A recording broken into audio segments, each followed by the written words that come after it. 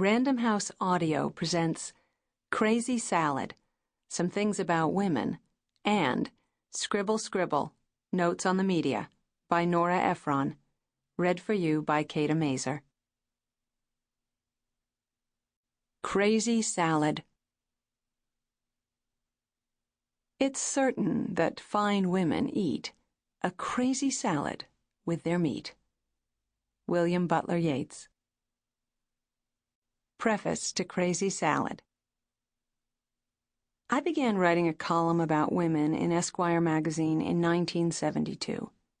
The column was my idea, and I wanted to do it for a couple of specific, self-indulgent reasons and one general reason.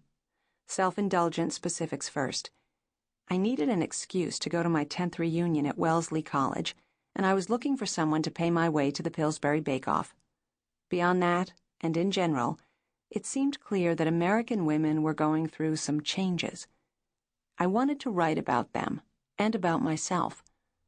When I began the column, the women's movement was in a period of great activity, growth, and anger.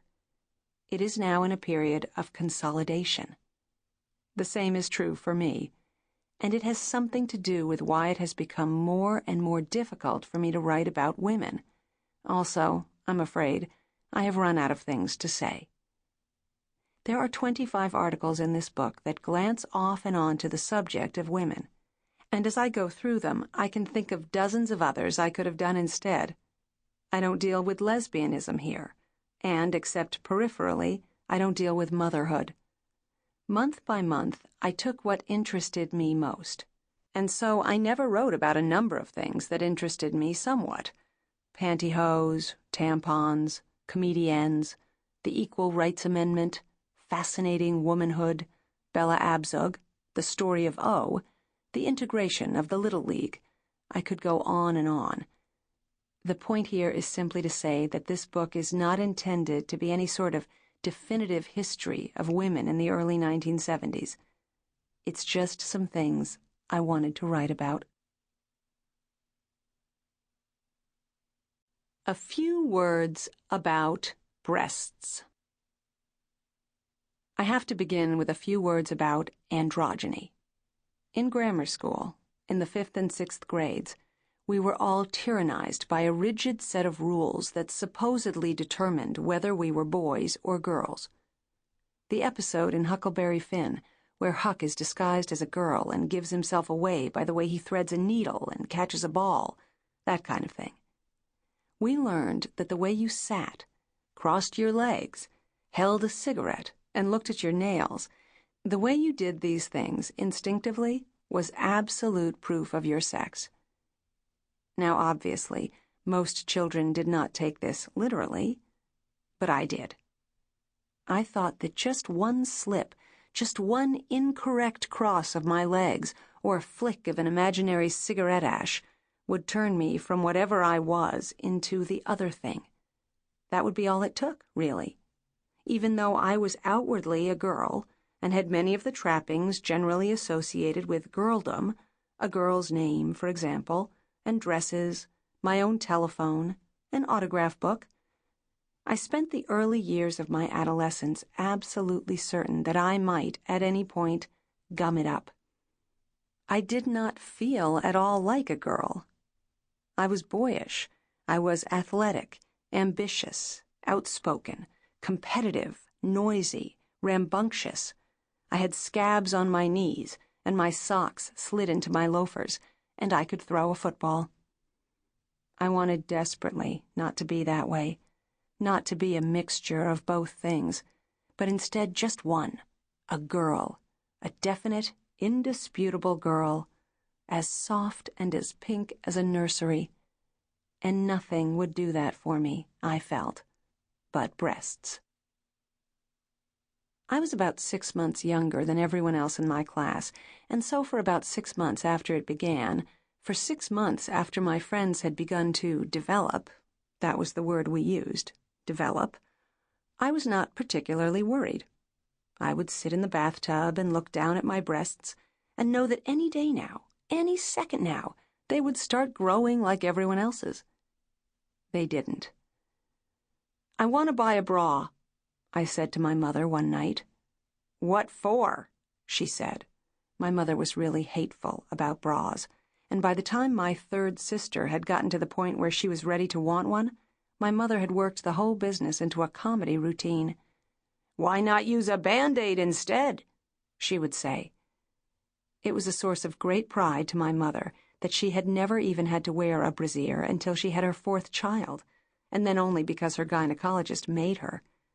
It was incomprehensible to me that anyone could ever be proud of something like that. It was the 1950s, for God's sake.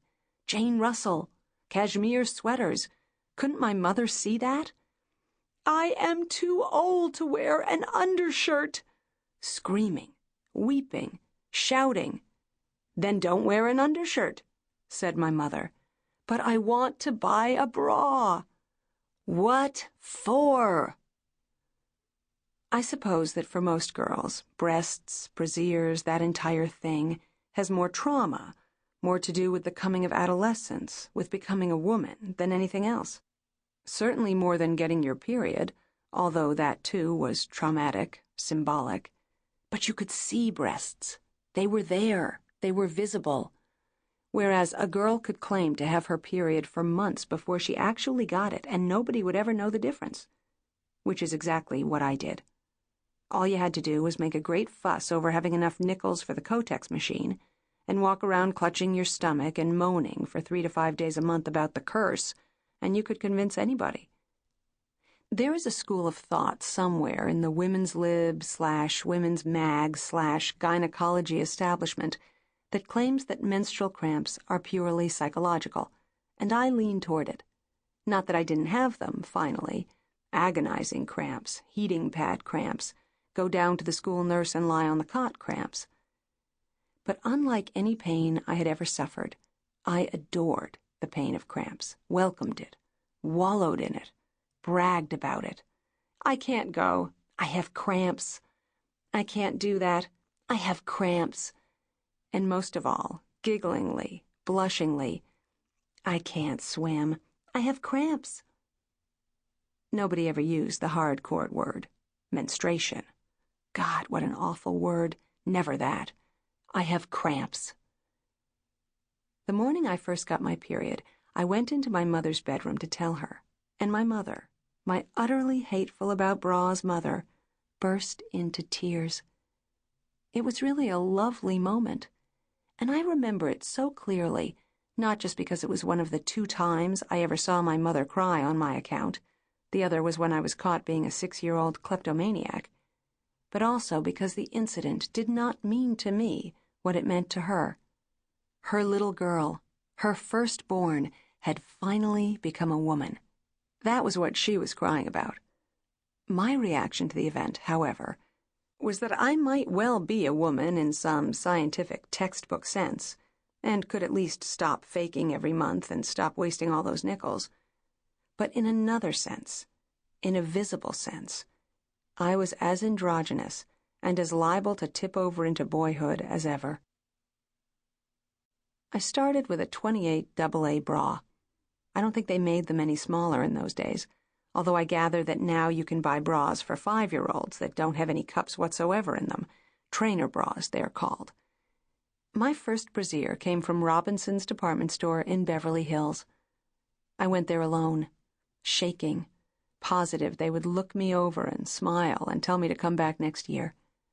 An actual fitter took me into the dressing room and stood over me while I took off my blouse and tried the first one on. The little puffs stood out on my chest. "Lean over," said the fitter. To this day, I'm not sure what fitters in bra departments do except to tell you to lean over. I leaned over, with the fleeting hope that my breasts would miraculously fall out of my body and into the puffs. Nothing. "Don't worry about it," said my friend Libby some months later when things had not improved. "You'll get them after you're married." "What are you talking about?" I said. "When you get married," Libby explained. "Your husband will touch your breasts and rub them and kiss them, and they'll grow." That was the killer. Necking I could deal with. Intercourse I could deal with. Sample complete. Ready to continue?